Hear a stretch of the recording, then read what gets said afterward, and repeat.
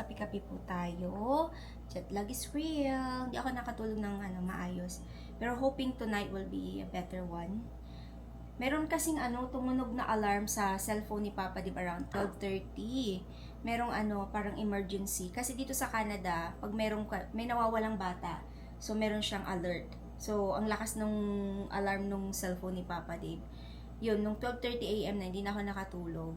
Na parang sabi ko kay Papa Dave, can't sleep anymore. I'm having a hard time.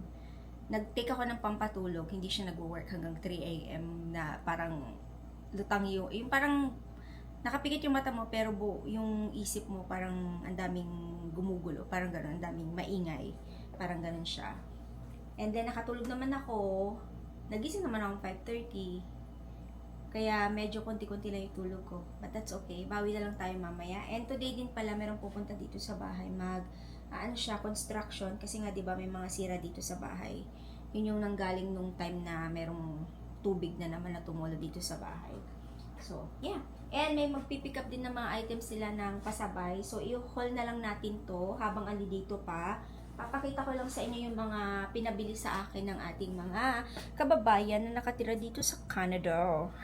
May pa ganun, no? Tela, ayusin ko lang yung tripod. Pakita ko lang sa inyo saglit. Wala tayong mic. Hindi ko alam kung okay lang ba yung natin, sounds, pero, o yung boses natin. So, sana okay siya. Nag-order na ako ng mic ko sa Amazon. Bukas pa siya darating. Okay, let's do a quick, haul. Mga items na galing Pilipinas pasabay. So, meron nagpasabay sa akin ito, Special Mamon. Masarap siya, if ever, na gusto niyo po magpasabay nito, let me know next time. Ikalawa yung order niya. Hindi ko na lang siya dyan sa floor. Malinis yung floor namin ha, kasi kahapon, like, dumating ako dito ng 1:30 PM and then, after ako nag-end ng vlog, naligo ako, sobrang parang yung floor is parang malagkit siya. So, nag-mop ako, nag-vacuum ako, nilinis ko yung CR. Sabi ni Papa, ay nakakaya. Sabi ko, no, I need a clean space. Magulo yung isip ko pag marumi siya. So, yan. Anyway, and then ito, marami akong order nito, 4, boy bawang. Masarap kasi yan. I think, kinuha na ba ni Nico yung isa? Ayan, 4 na bawang. I love this one. It's really good. Kaya kung magpapasabay kayo, yun na lang yung bilhin nyo din. And then, meron din silang cult cheese. Ito siya. Masarap din to. Try nyo din. Na-try ko kasi siya. Tapos, itong super sticks na ang tawag dito? Sticks. And, sabon. Ayan, ito yung paborito kong sabon. Order din yan. Ito hindi ko pa siya na-try, pero sabi nila masarap daw. Yung nag-order nito. Ayan, ano pa ito? Coconola. Masarap daw sabi niya. Next time, i-try ko siya. And, Paragis, Chef Alps, or something like that. Paragis na yan. Okay dito, wala siyang lasang gayubano or anything like that. Kasi meron tong gayubano at saka marungga, di ba? Ayan, order ko din yan. If ever, order din kayo sa susunod. Tapos, itong pastillas. Yummy yan. Order kayo nito. Masarap din. Tapos, meron tayong powdered milk na cocoa milk at saka regular. And, ano pa ba yung dito? Ito may order din to. Yung udon, tsaka mga sinigang mix at saka sunscreen. And, meron tayong kilbam para sa kilikili. Hindi ko pa ito na-try, pero sabi nila maganda daw. Kagaya nito, iisa yung may-ari nito. Yung Uglo big na sabon at saka ito, iisa lang. Yung may-ari. And, meron din tayong tableya. Meron tayong Lux Coffee. 3 to na in-order sa akin. Hindi ko lang alam kung kailan nila pipick upin. Actually, nagsabi ako na Saturday or something like that. And, sa akin naman to, meron akong Colgate. Tapos, meron tayong ito sunscreen na Lux. Kasi gusto ko yung sunscreen na Lux. Ito siya. Mabango. It's really nice. Hindi siya malagkit sa katawan. Tapos, ito yung gusto kong i-try na other skincare. Ito siya. Greek yogurt. Meron siyang mask at saka moisturizer. I'll let you know kung nag-work siya sa akin. Ayan. And we have Lux Organics. Pa-order to. Meron din siyang lip tint, Happy Skin. Hindi ako nakabili ng mga lip tint na, ng mga Happy Skin, mga ganyan, Vice Cosmetics. Sa susunod na lang. Kasi marami pa kasi akong lip tint dito sa bahay, kaya hindi na ako bumili. So, ayan, pa-order din yan. And, ito yung mga Hikari Sunscreen Serum.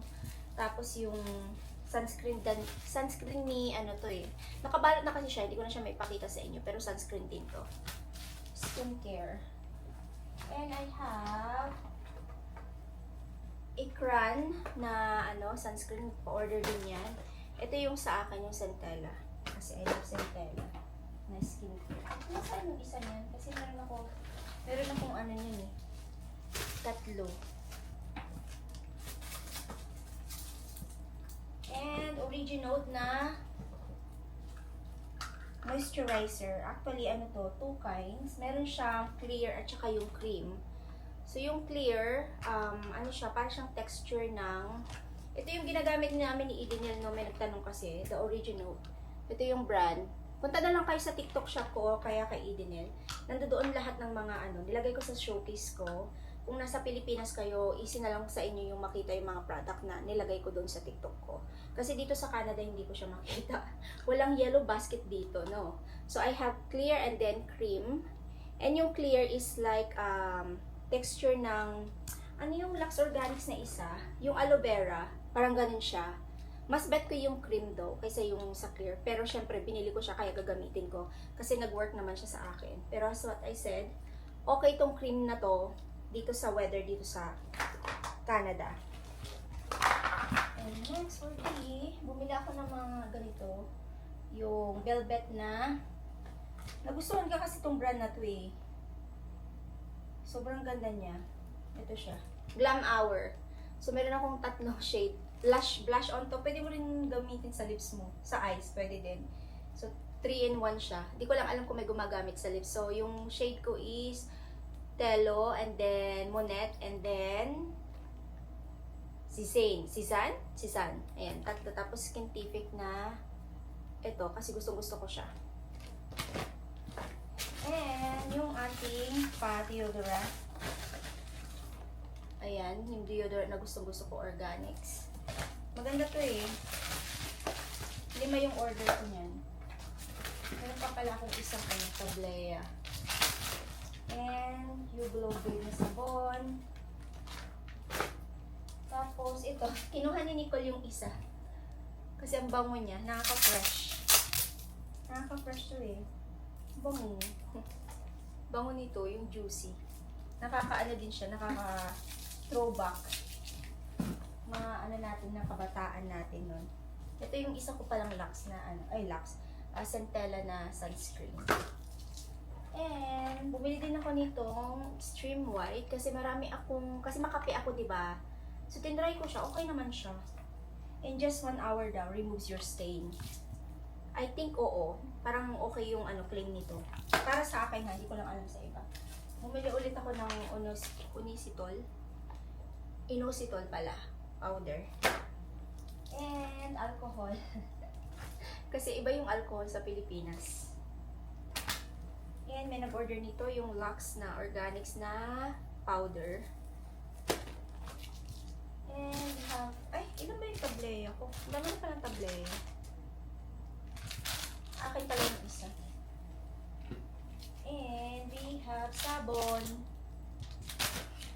lip tint. And ito yung shoes na hindi ko to in-order eh. Siya yung nag-order nito. Yung nag-message siya sa akin na kung pwede ipasabay at saka sweater. Ayan siya. Meron akong red kasi nagustuhan ko yung quality niya. Sabi ko, bili din ako. At saka yung sandal.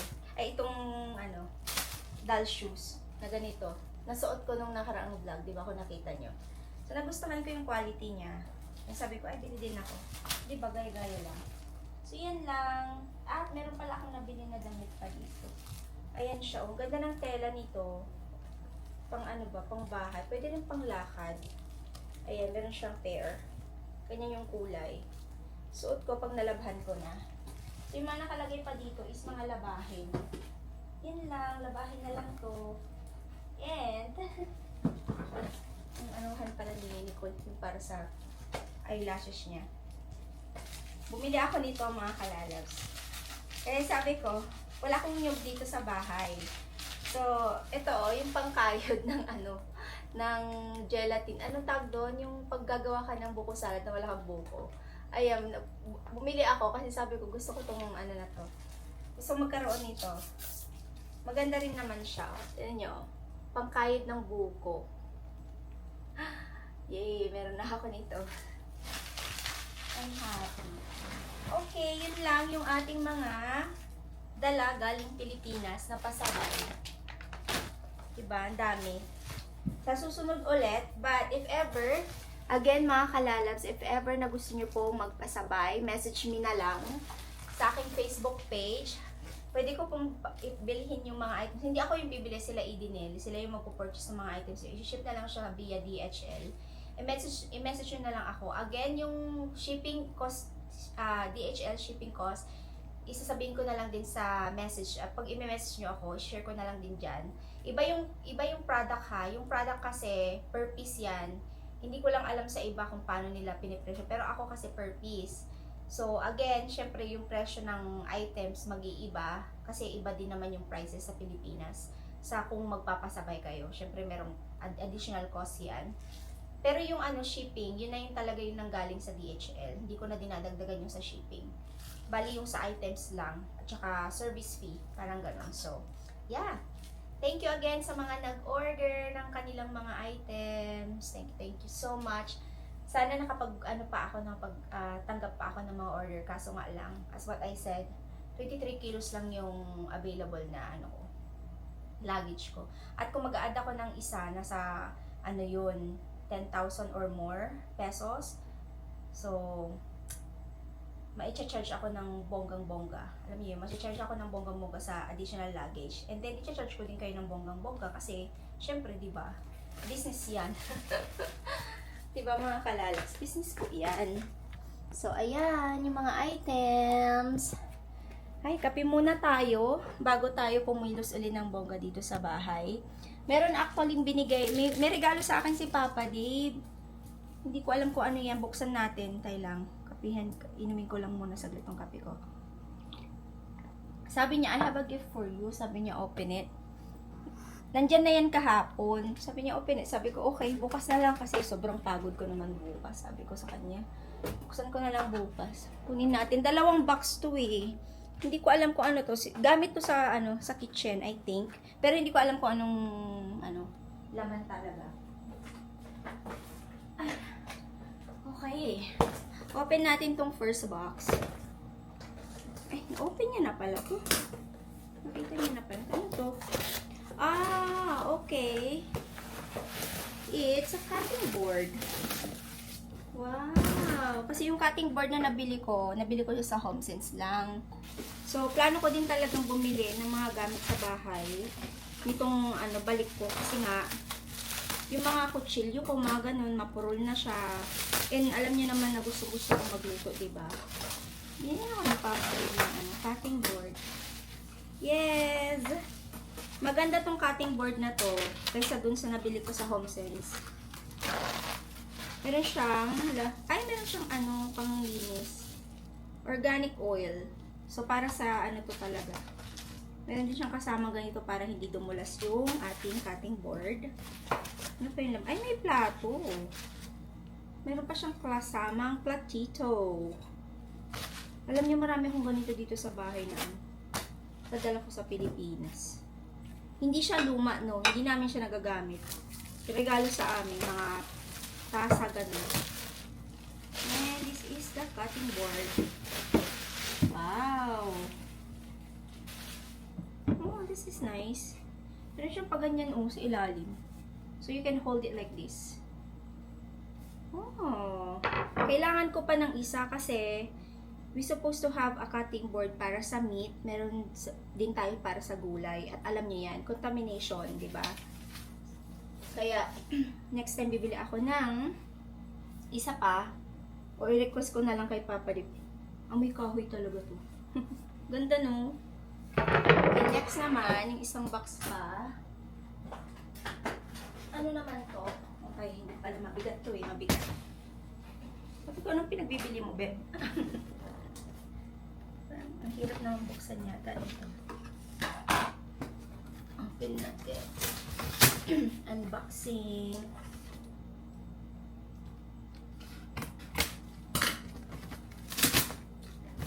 Ay.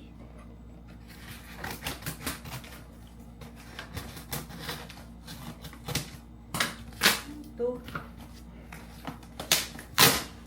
Oh! Yay! May ba? Knife! Thanks, love. I need a knife, a new knife. Kasi luma na yung mga knife ko, matagal na rin siya. Tsaka pangit na yung handle ng mga knife. Oh my god, this is heavy. How many knife is this? Holy. Okay. Oh my gosh.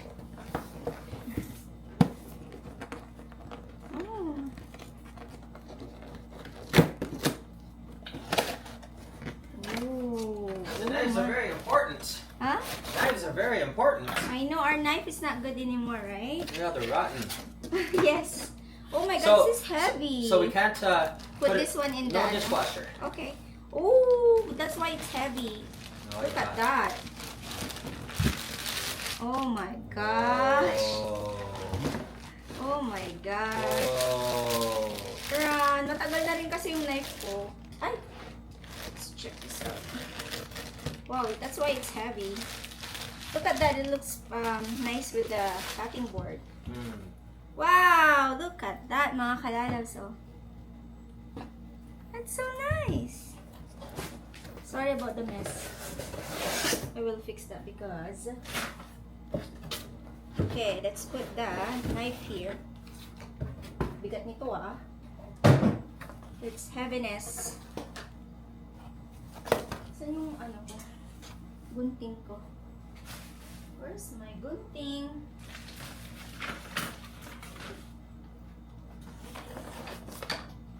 Ooh. Thanks, love. Like it? Yeah, I like it. Wow! Mayroon din akong bagong gunting. Oh, this is a lot. Oh my gosh.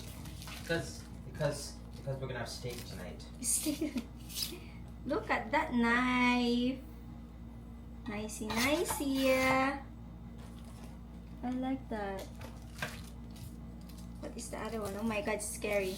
Because they're new.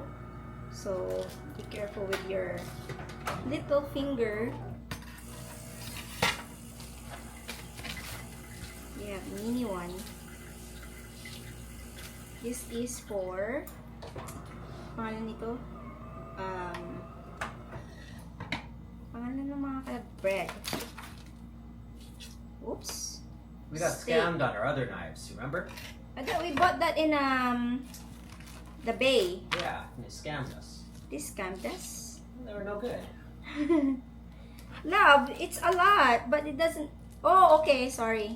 There's the bottom I didn't even see. Oh, so this one is different. The other one is different. Oh my god, what is this? Dito pala yung bread. Malaki.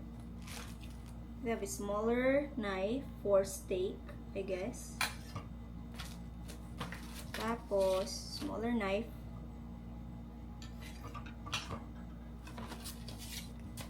Meron pa ring small knife. I think this one gonna be here, I guess. Grabe namang knife to. Wow, there's a lot of steak knife. Is this a steak knife, love? Yeah. How many steak we're gonna eat? Because we have a big family. We have 2 for 6 246 steak knife. Ay, ang dami naman nito. There's the other one. Okay, we have the last one. Yan, perfect. And we have the gunting. There. Perfect. There you go. That is our new knife and new cutting board. Thanks, Lab. Love it? Yeah, I love it. I love it a lot. Because our other ones were. Show them the friendlies, the handles on the other one. Yeah, I know. The other one is not good anymore. Kasi, ito yung itsura niya, oh. Got scammed. We got scammed. And they went in the dishwasher. I don't think we're supposed to put them in a dishwasher. This one's okay pa naman siya. Actually, they're still fine. They're still okay. It's just the handle. Like, alam niyo yun? Ganyan siya, yung handle niya. Nag-ano na siya kasi nilalagay ko siya sa ano. You know what you can do? You know what you can do? If you got the oil from the wood, from the cutting board, You oiled it? maybe. I don't know if you think so. But it's rough though. It's rough now. But another thing you can do, you can give them away on Facebook Market.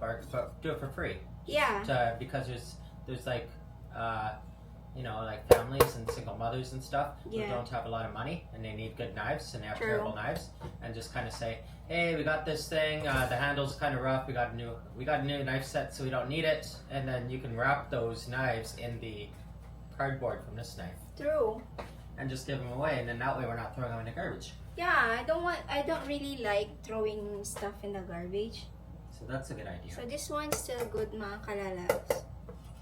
Ayoko naman na itong isend sa Pilipinas. Luma na siya. So dito na lang. Dito na lang natin siya ipamigay.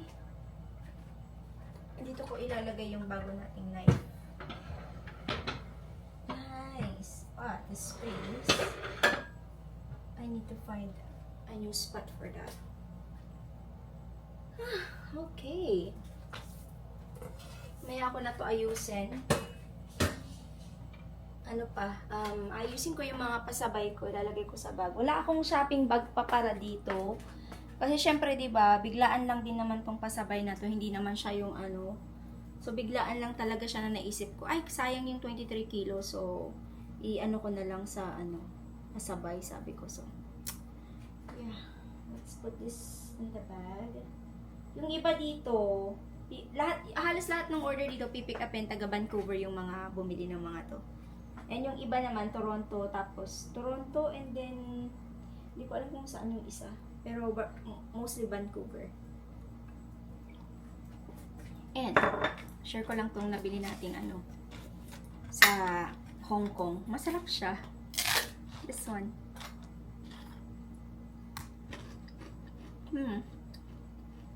Cheese biscuit. Yummy. Kakainin ko sana to sa aeroplano, pero pag nasa aeroplano ka, parang gusto mo na lang matulog, tsaka ma-relax.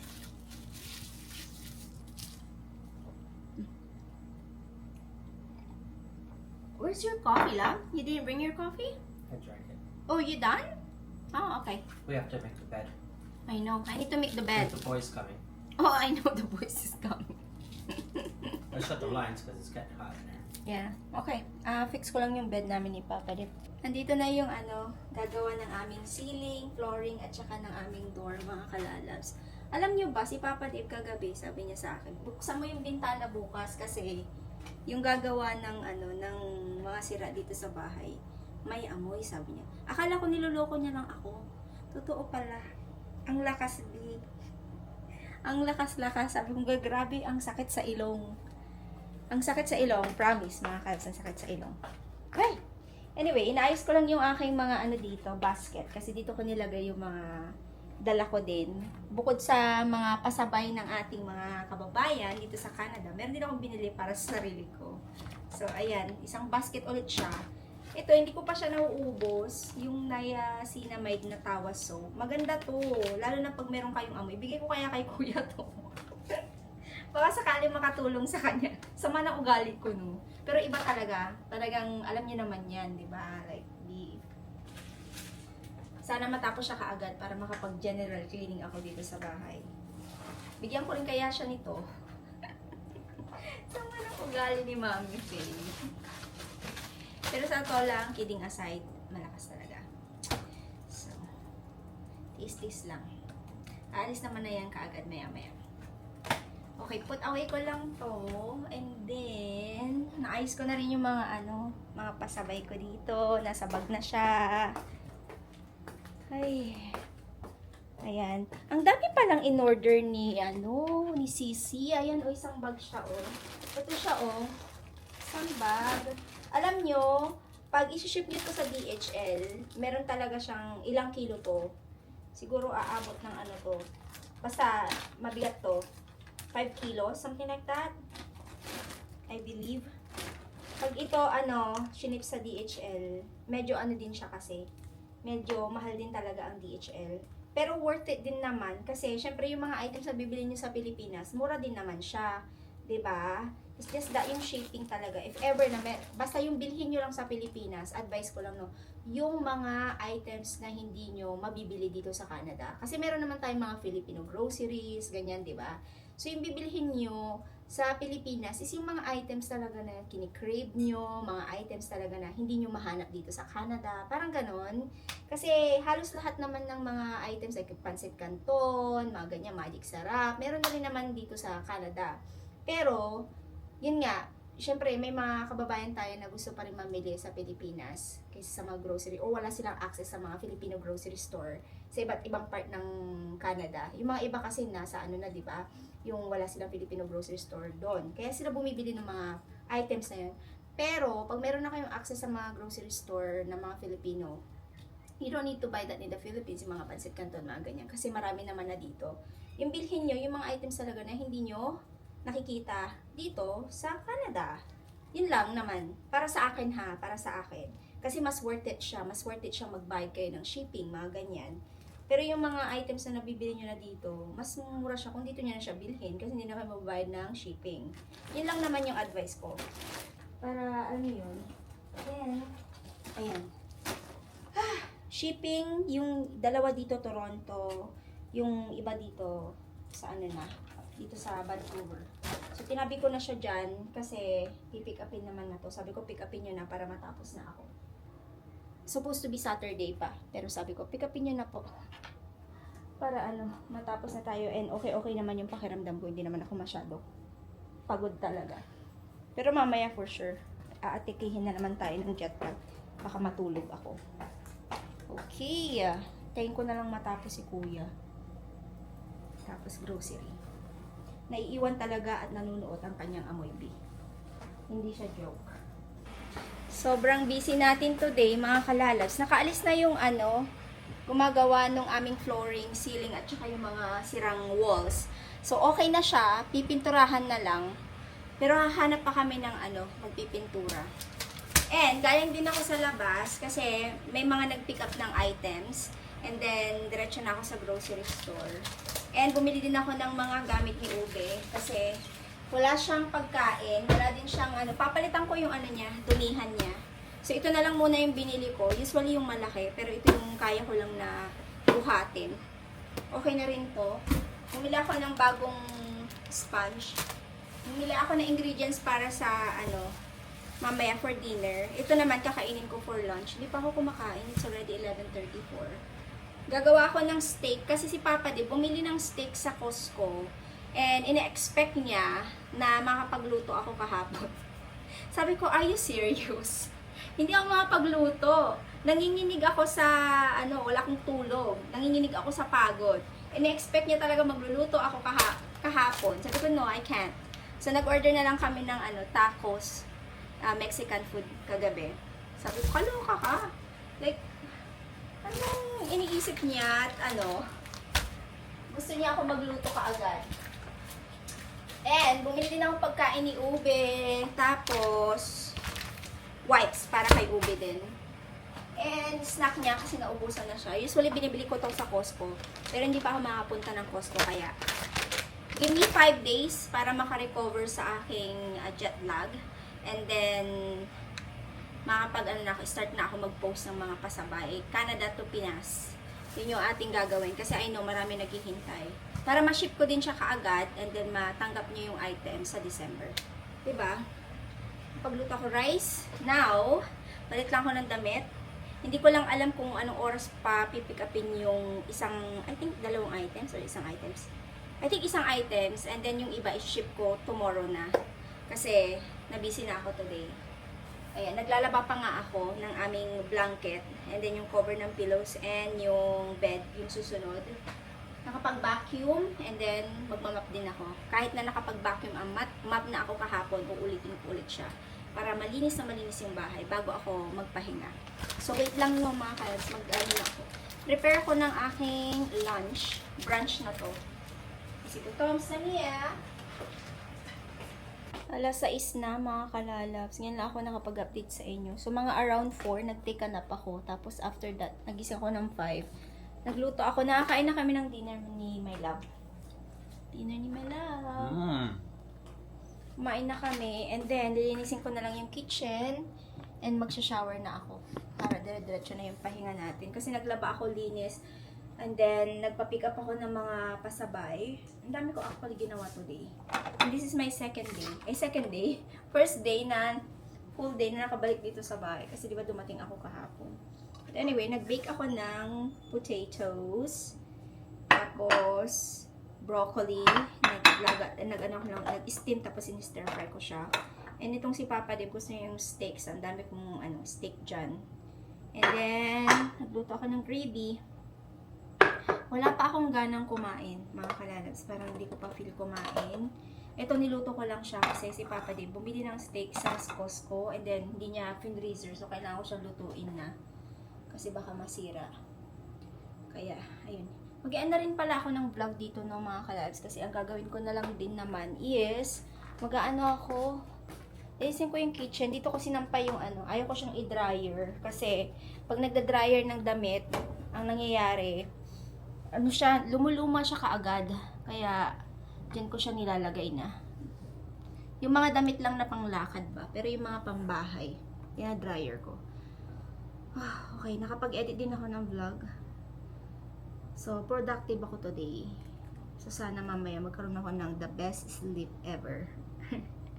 Pero pa rin, jet lag pa rin ako. So, yun na po yung vlog. Thank you all for watching. Please don't forget to like and subscribe if you haven't yet. I-ring nyo po yung bell icon para ma-notify po kayo sa tuwing mag-upload tayo ng panibagong video.